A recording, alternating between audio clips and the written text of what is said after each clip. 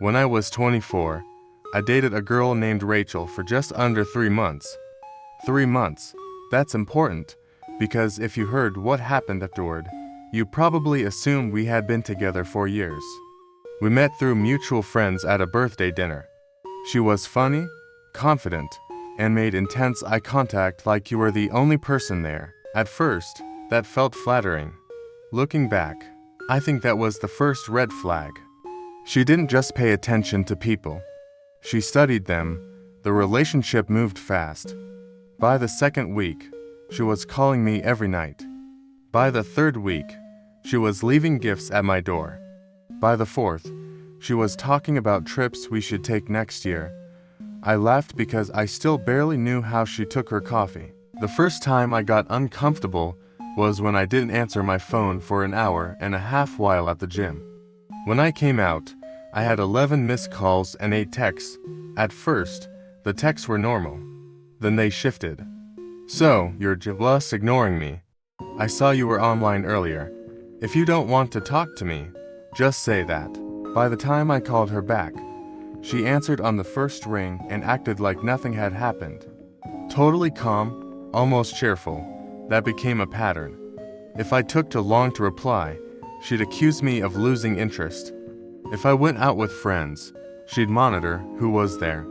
It felt less like dating and more like being monitored. So I ended it. I told her directly that we weren't right for each other. She cried. Then she apologized.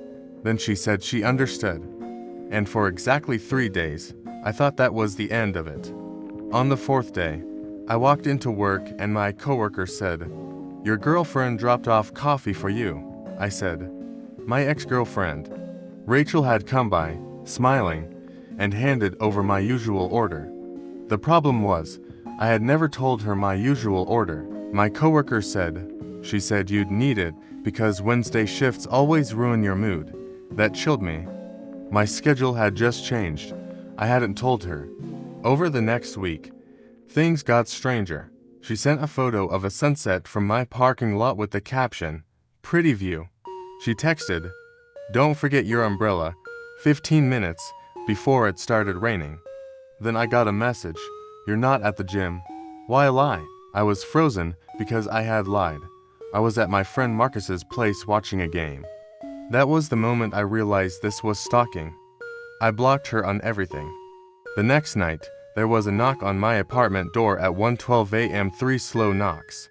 I looked through the peephole and saw no one. I waited, another 3 knocks. Security said nobody had entered in the last 10 minutes. I stayed up with every light on. The next morning, I found a folded note on the mat. It said, "You always look through the peephole first." I filed a police report and called a mutual friend. There was a long silence. Then he said, "I thought you knew." Apparently, Rachel had been telling people we were still together, and that I was going through something and she was worried for my mental health. She'd already built a story where she looked concerned and I looked unstable. He also said Rachel bragged she was great at patterns. I moved apartments 2 months later. And here's the worst part. She never contacted me again. No confrontation. She just stopped. To this day, I don't know if she got bored, or if she simply learned enough about me to not need contact anymore. And honestly, I'm not sure which possibility is worse. A few years ago, my cousin Evan dated a girl named Nicole. If you met her, you'd think she was perfect for him. She was polite, smart, and soft-spoken. She was weirdly good at getting older relatives to love her within minutes. At family gatherings, she'd help in the kitchen without being asked. She remembered birthdays and sent thank you texts. My aunt adored her. Evan did too. At first, he said dating Nicole felt easy. No games, no drama, no mixed signals. Then the small things started. Nicole wanted constant reassurance. If Evan was tired, she'd ask if he was upset with her. If he didn't sound excited on the phone, she'd ask if he still loved him. Every moment had hidden meaning. One evening, they were watching a movie at his apartment. At 9:47 p.m., Evan's phone buzzed with a voicemail notification. After she left, he played it. It was just breathing, very faint, very slow. Maybe 6 seconds long. It happened again 2 nights later, another voicemail. Same thing. Breathing. No words, no background noise. The calls came from blocked numbers. Once, one came from his own number, which freaked him out enough to reset his phone. One night, Nicole was sitting right beside him when his phone buzzed. She smiled and said, "You should really block whoever that is." He started suspecting her, but she always acted disturbed by it. She'd even offered to stay over because he seemed rattled. A week later, a voicemail came through. Evan had an old iPad synced to his account. A call log flashed before disappearing. It showed an outgoing call from Nicole's email address. He took a screenshot. That night, he wanted more proof. When she came over, he left his phone in the kitchen and pretended to shower. He stayed in the hallway watching. Nicole picked up his phone. She used her own phone to call him. Then she left a voicemail, just breathing. He stepped into the kitchen and said, "What are you doing?" She nearly dropped both phones, looking embarrassed, then irritated. She claimed the voicemails were tests to see if he was cheating. She said he should appreciate how much she cared. He broke up with her that night.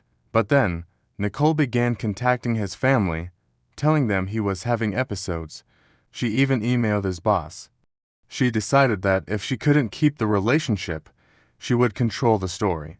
Eventually, Evan sent a clear group message to everyone, explaining that Nicole was lying and to document any contact. 6 months later, he got one last voicemail. No words, just breathing. Then, a whisper, "You failed." He changed his number the next day. He's married now and doing great, but he still refuses to use voicemail. This happened when I was renting a small townhouse during grad school. The units were packed close together, the kind of place with thin walls. A couple moved in next door around October. The guy was outgoing, always waving. The woman was quieter. Pretty, polite, but always looking tense. At first, they seemed normal. Then I started hearing arguments through the wall. Repeated phrases like, "She looked at you," or "You like the attention." One Saturday morning, I was watering plants on my patio when the woman opened her door and asked, "Have you been texting my husband?" I actually laughed because I thought she was joking. She wasn't. I told her no. We'd barely spoken. She just nodded and went back inside. That evening, the loudest fight yet broke out. Furniture scraping, doors slamming. His voice saying, I never even talked to her, and her accusing him. The next day, the husband caught me outside and apologized. He looked embarrassed, but also completely exhausted. He said his wife sometimes got ideas. Then the note started. The first one was under my windshield wiper. Stay away from married men. No name, no signature. The second was taped to my front door. I know what you're doing.